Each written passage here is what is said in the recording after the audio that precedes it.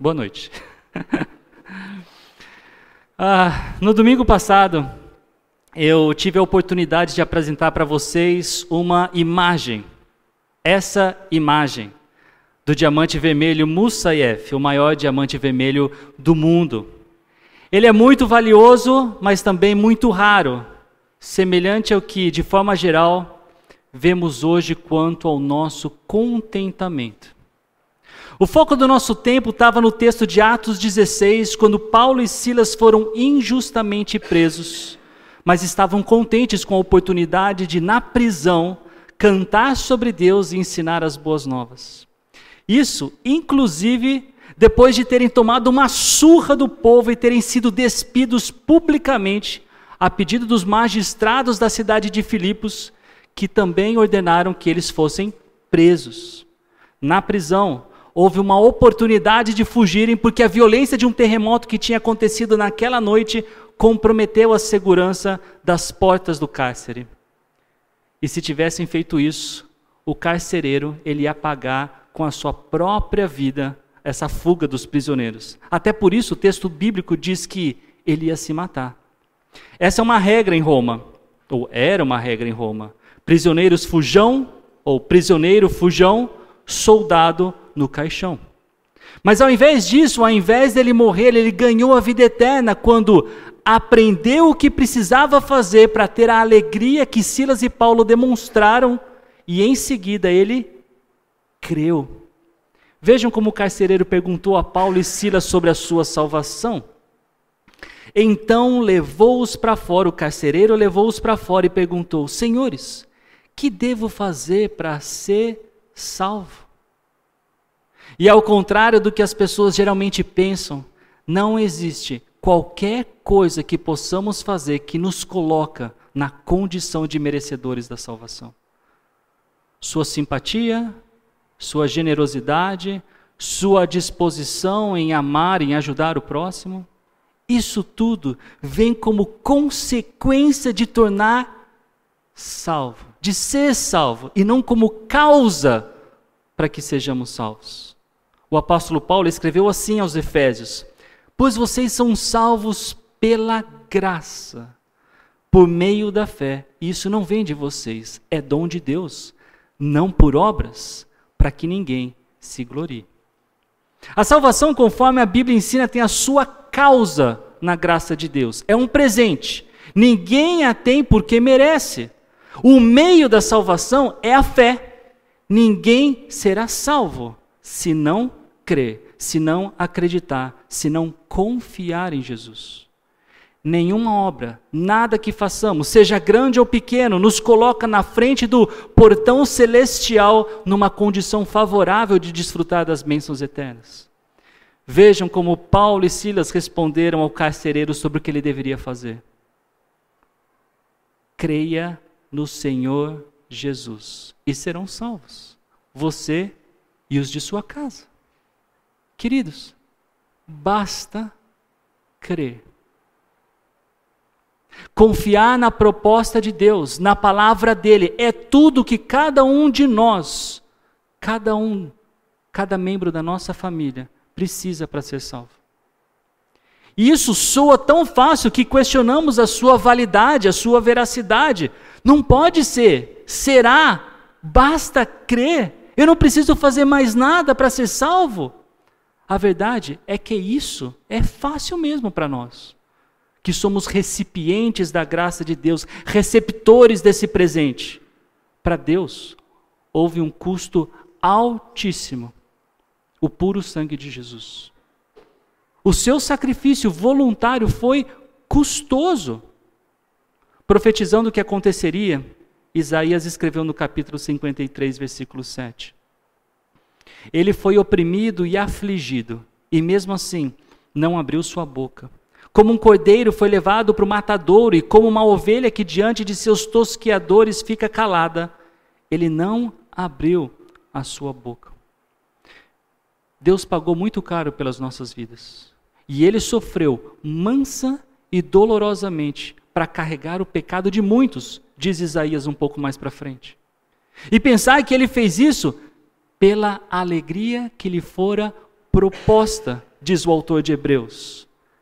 No capítulo 12, versículo 2, na segunda parte, ele, pela alegria que lhe fora proposta, suportou a cruz, desprezando a vergonha, e assentou-se à direita do trono de Deus.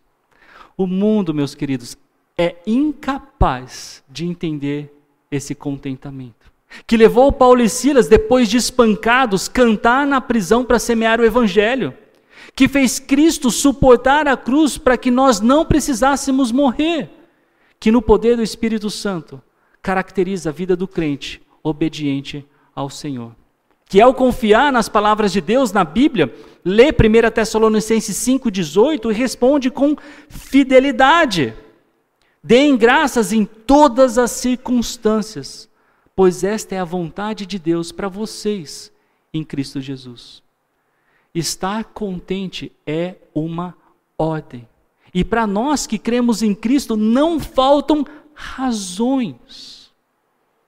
Não faltam justificativas para vivermos contentes. Talvez a razão mais explícita venha também de novo da carta aos Hebreus. No capítulo 13, versículo 5. Conservem-se livres do amor ao dinheiro e contentem-se com o que vocês têm. Porque Deus mesmo disse, nunca o deixarei, nunca o abandonarei. Sobre tudo que um crente pode ter, há algo que ele sempre terá. A certeza que nunca estará abandonado, ele nunca estará sozinho. Como vimos na semana passada pela caneta de C.S. Lewis, o autor de Crônicas de Nárnia, ele disse, aquele que tem Deus e tem todas as demais coisas, não tem mais do que aquele que tem apenas Deus.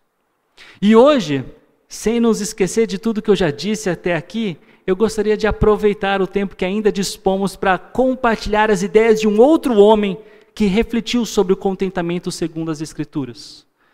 Mas eu não quero fazer isso sem antes orar com vocês. Senhor, muito obrigado por juntos considerarmos o que o Senhor tem na Tua Palavra, em específico hoje, Pai, o que este homem, um puritano, escreveu a respeito e nós podemos aproveitar para o desenvolver do nosso contentamento. Nos ajude, para a honra e glória do Teu nome e para a nossa alegria. Eu oro assim, no nome de Jesus, o nosso Salvador. Amém. No último dia 31 de outubro, a Igreja Evangélica celebrou 506 anos da Reforma Protestante. E aqui, em oração, nós agradecemos a Deus por esse momento histórico e necessário para verdadeiramente olharmos para as Escrituras, ou voltarmos os nossos olhos às Escrituras. Nós somos frutos desse movimento e dessa coragem, bem como foi Jeremiah Burroughs, há menos de 100 anos, de quando Martinho Lutero, ele pregou as 95 teses na porta da igreja de Wittenberg, na Alemanha. E isso era um significado para que os teólogos da igreja, era um convite para que eles dialogassem a respeito daquele assunto nas 95 teses. E no caso específico, especialmente sobre as indulgências. E para quem não sabe o que eram, o que foram as indulgências, elas são cartas, são dadas teoricamente pelo Papa para conceder perdão sobre qualquer tema escolhido. Só que as pessoas naquela época estavam pagando por isso. Inclusive pagando para comprar o perdão de pessoas que supostamente estavam no purgatório, para que diminuísse o tempo de purgatório. E como nós sabemos, algo que nem existe segundo a Bíblia.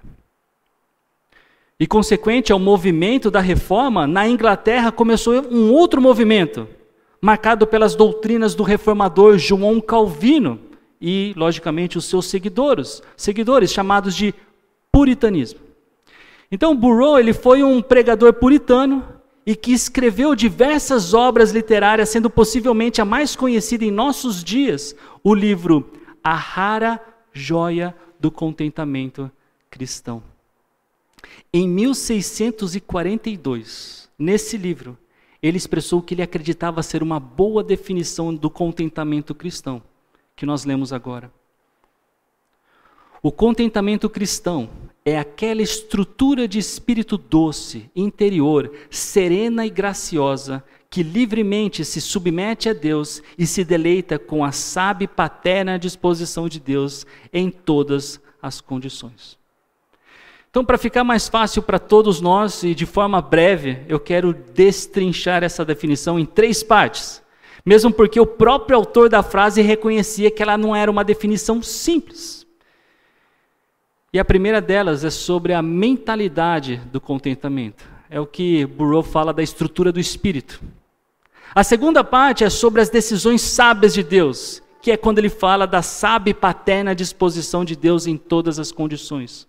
E por fim, sobre a submissão que devemos ter diante da vontade de Deus, quando ele diz, se submete a Deus.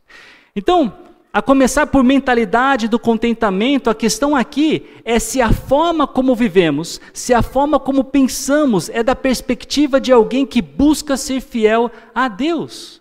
Como vimos, conscientes que o contentamento é mais que um valor, é uma ordem de Deus. E Burrow, ele dá 4 descrições do que ele chamou de estrutura de espírito, que eu estou chamando aqui de mentalidade. A primeira delas, a primeira descrição que ele faz é dizer que ela é doce. Ela é atraente para os outros. É como Paulo e Silas foram para o carcereiro. As pessoas se sentem atraídas pelo que é doce. Uma das qualidades que se destaca com a Karen na cozinha, para mim, é a habilidade dela fazer sobremesas. E dependendo do que ela faz, se for algo que eu gosto muito, eu sou facilmente atraído e tentado a comer, mesmo antes dela dizer que precisa ir para a geladeira ou para o freezer. O cheiro agradável do que ela faz é gostoso, é atraente, como atraente. É uma pessoa com a estrutura de espírito doce, com a mentalidade doce. Ao contrário daquela pessoa, como escreve Hebreus, capítulo 12, versículo 15. Amargurada. E que inclusive contamina outras pessoas. Não é agradável estar do lado de pessoas amarguradas, que sofrem e pecam pela dificuldade de perdoar.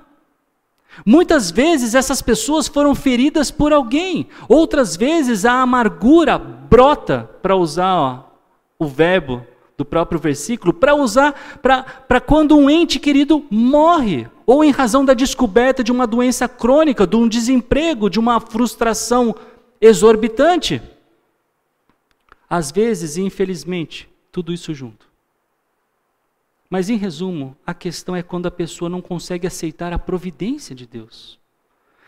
E geralmente, quando nós pensamos em providência, nós pensamos dela de forma positiva. Mas providência é tudo o que o Senhor decidiu colocar em nosso caminho, em nossa história, para o plano que Ele tem para nós, em nós e por nós. Não faz muito tempo que nós estudamos o livro de Ruth, aqui na fonte.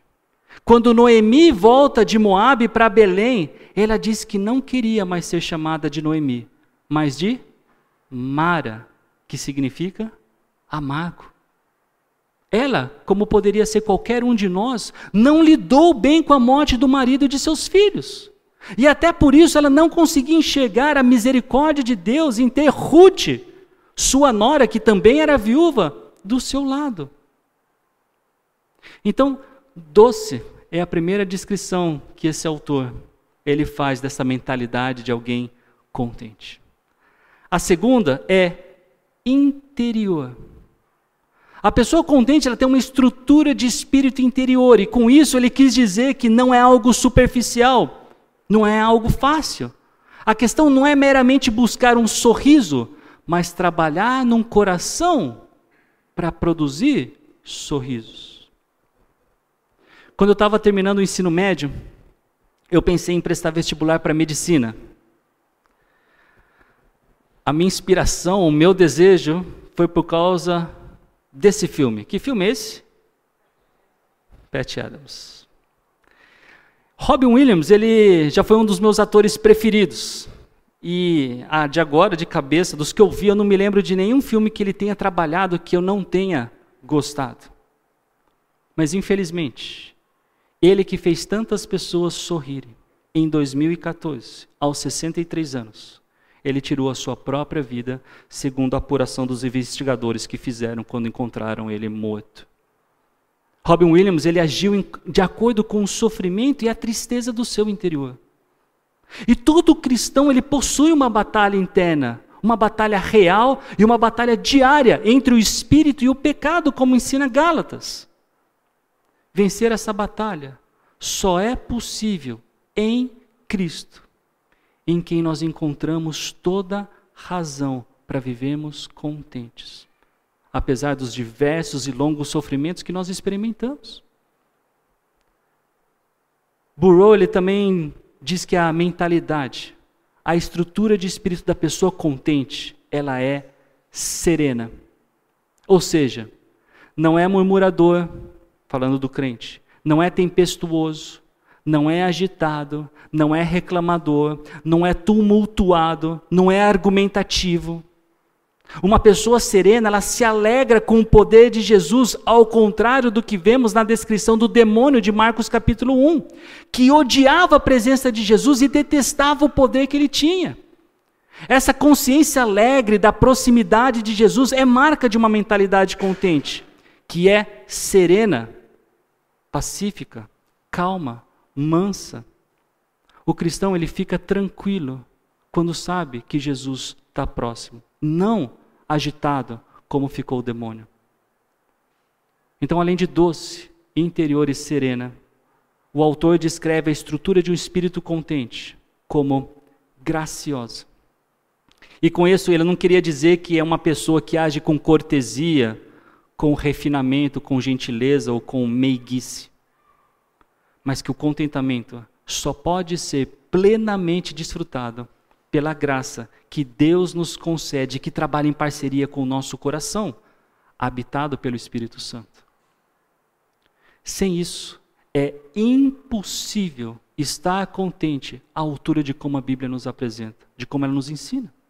É como João escreve no capítulo 15 do seu Evangelho: vocês também não podem dar fruto se não permanecerem em mim. O pastor Andy Davis, ele diz que o contentamento cristão é um milagre da graça soberana de Deus trabalhando em conjunto com uma alma regenerada.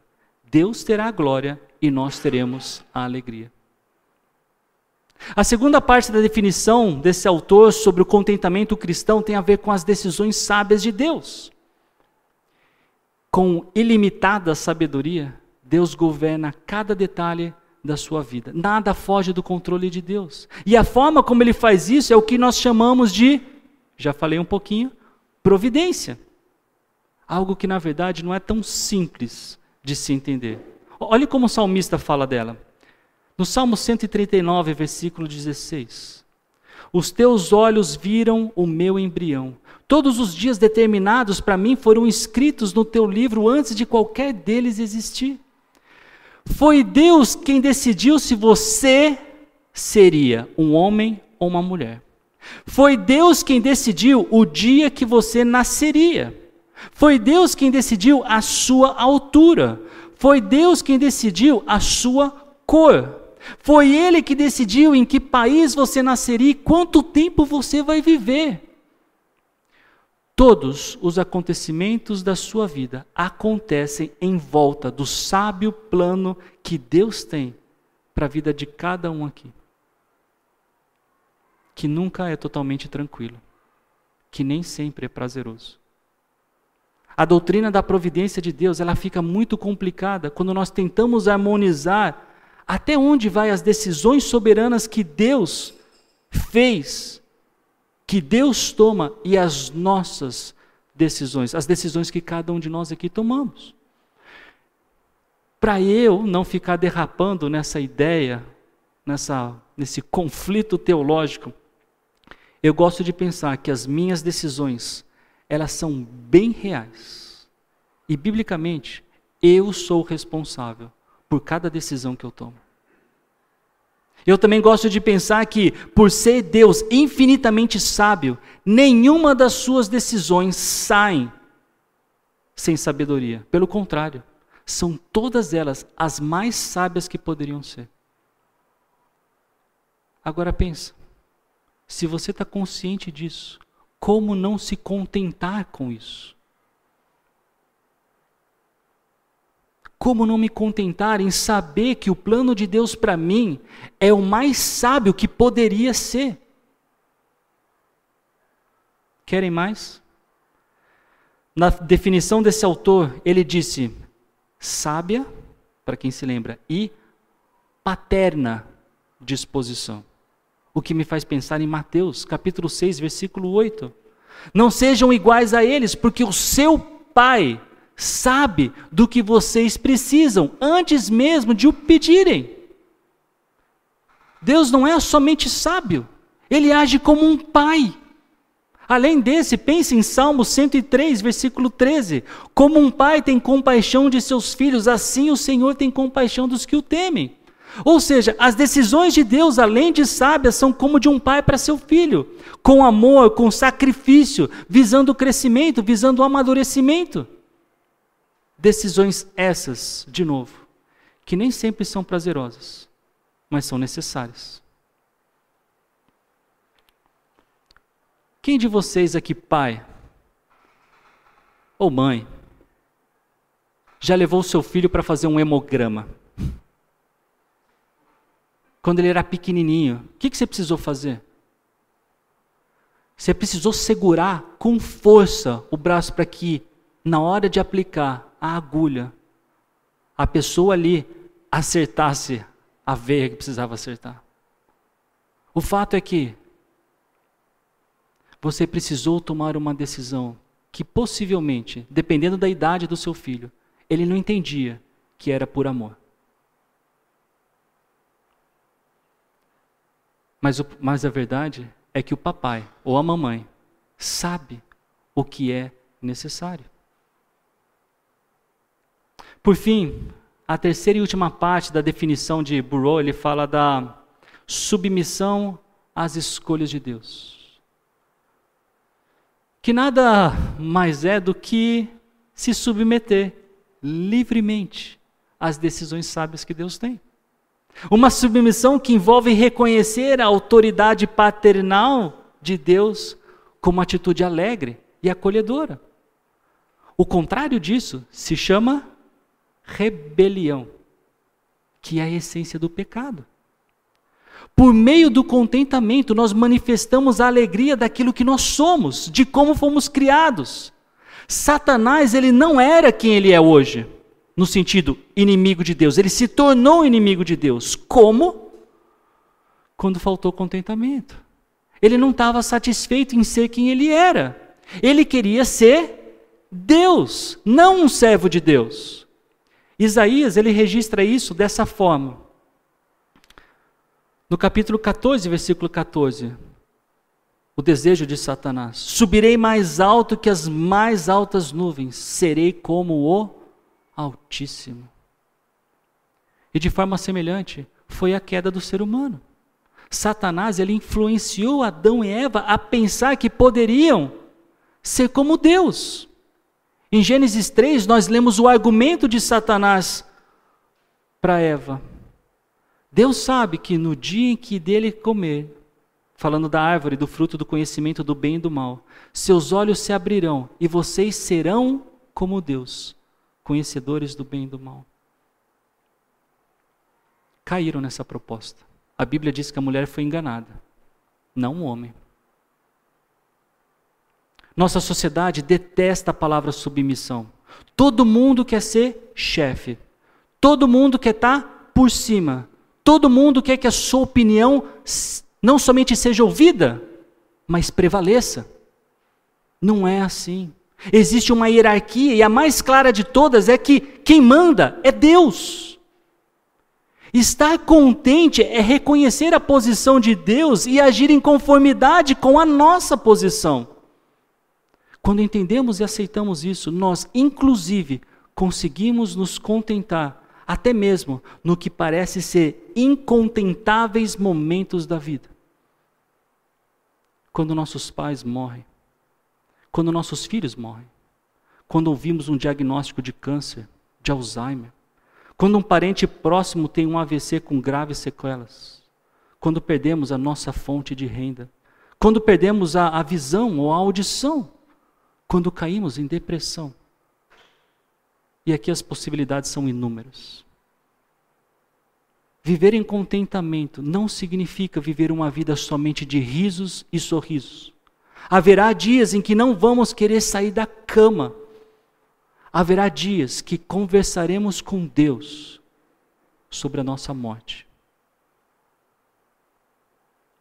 Mas mesmo nessas situações, com contentamento, nós conseguimos ser gratos a Deus pela providência de cada dia, nos dando muito mais do que nós pedimos e do que nós precisamos. Para mim, uma fonte de inspiração para me submeter a Deus com contentamento é conhecer a vida de missionários que dedicaram suas vidas e a vida de suas famílias em prol do Evangelho de Cristo. Eu penso que eles entenderam muito bem essa afirmação de Jesus.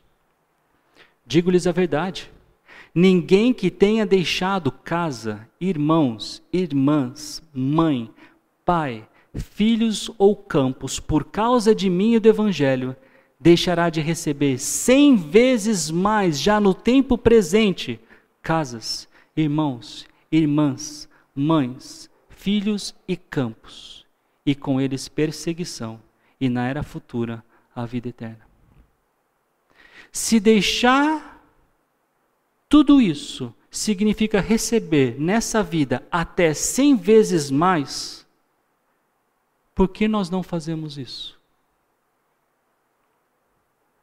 Como eu disse, os missionários parecem ter entendido melhor. Se submeter às escolhas de Deus é um caminho de prosperidade, ainda que venham perseguições.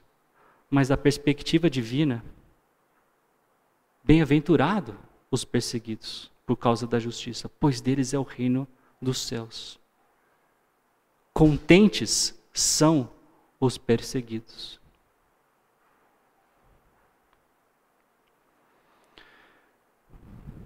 Se quisermos desfrutar do contentamento conforme proposto por Deus, nós precisamos mirar em Jesus Cristo, que passou alegre pelo que passou, porque Ele tinha uma proposta. Uma proposta que lhe fez suportar a cruz e nos serve como um modelo perfeito de contentamento. Quando nós temos os nossos olhos fitos neste perfeito modelo, nós nos lembramos da proposta que ganhamos quando cremos em Cristo. De salvação, de perdão pelos nossos pecados, de paz, de consolo, de uma vida abundante, de uma futura ressurreição, da vida eterna. Olhar para tudo isso, saber de tudo isso, nos ajuda a viver com esperança e por isso, contentes, apesar dos sofrimentos que passamos e passaremos nesse mundo. Estar contente não significa aceitar o sofrimento como única opção. Pelo contrário, em Deus nós temos o plano de vida mais sábio que alguém poderia ter e até por isso que Ele nos ensina e requer de nós que vivamos contentes. Um contentamento que não desvia os olhos para quando tivermos a pessoa que nós mais amamos num leito de hospital. Que não se esquece da viúva e dos solteiros que desejam se casar. Que não negligencia a tristeza do pai que perdeu o seu emprego e tem tido dificuldades para colocar comida na mesa para sua família. Nossa melhor decisão é nos submeter às sábias dicas paternais do nosso poderoso Deus. O contentamento cristão muito pode. Vamos orar. Senhor, nós te agradecemos pela forma como o Senhor coloca na Tua palavra, ainda que um dever que nós teremos dificuldades de fazer, mas consequências agradáveis à nossa alma. Por isso, nos ajude, Senhor, nos ajude a sermos contentes, nos ajude a, como Jesus, tendo essa proposta, essa alegre proposta, suportou a cruz. Que nós também possamos, Pai, com alegria, com contentamento, passar pelos sofrimentos que temos neste mundo, de forma, Pai, a glorificar o Teu nome. De forma, Pai, a fazer com que as pessoas que ainda não Te conhecem pergunte a razão do nosso contentamento, da nossa esperança. E nós, com firmeza, coragem e convicção, possamos responder que tudo isso é por causa de Jesus Cristo. Eu Te louvo e agradeço. Em nome de Jesus. Amém.